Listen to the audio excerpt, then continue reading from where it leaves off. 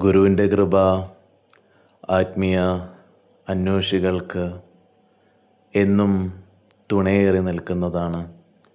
അത് ഒരു ദിവസം മാത്രം ഒരു ശാരീരപരമായി കണ്ടൊരു ഇടപാടല്ലത്.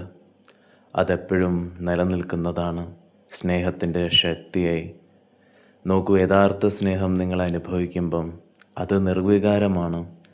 അത് കണ്ണീന്നൊലിക്കുന്ന ആനന്ദം ഒരു സംതൃപ്തിയുടെയാണ്. ഇനിയും ഒന്നും ചെയ്യാനില്ല എനിക്കെന്നുള്ള ഒരു തിരിച്ചറിവിൻ്റെ, ആ തൃപ്തിയുടെ സ്നേഹം ഗുരുവിൻ്റെ സ്പർശനത്തിലൂടെ അനുഭവിക്കാം. ഗുരു മനസ്സിലാക്കി തരുന്നത്, നിങ്ങളുടെ ഇന്ദ്രിയങ്ങൾ ചലിക്കുമ്പം അതിന് കാരണമാകുന്ന ചിന്തകൾ കൊണ്ട് നിങ്ങൾ അറിയുന്നില്ല ആത്മാവിൻ്റെ ഏകാന്തതയെ.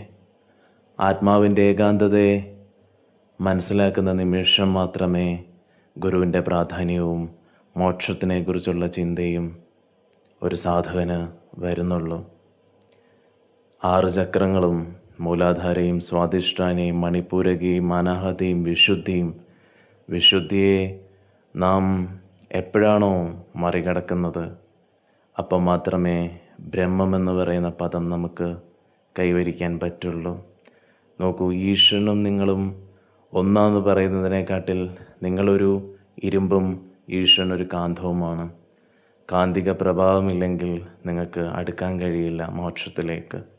ഗുരു നിങ്ങളെ മോക്ഷത്തിലേക്ക് കൊണ്ടുപോകുന്നൊരു കാന്തമാണ്. ആ കാന്തിക പ്രഭാവമില്ലാതെ 6-ാം ചക്രം വരെ നിങ്ങൾക്ക് എന്തെങ്കിലുമൊക്കെ കാട്ടിക്കൂട്ടി എത്താം. അതിൻ്റെ അപ്പുറത്തേക്ക്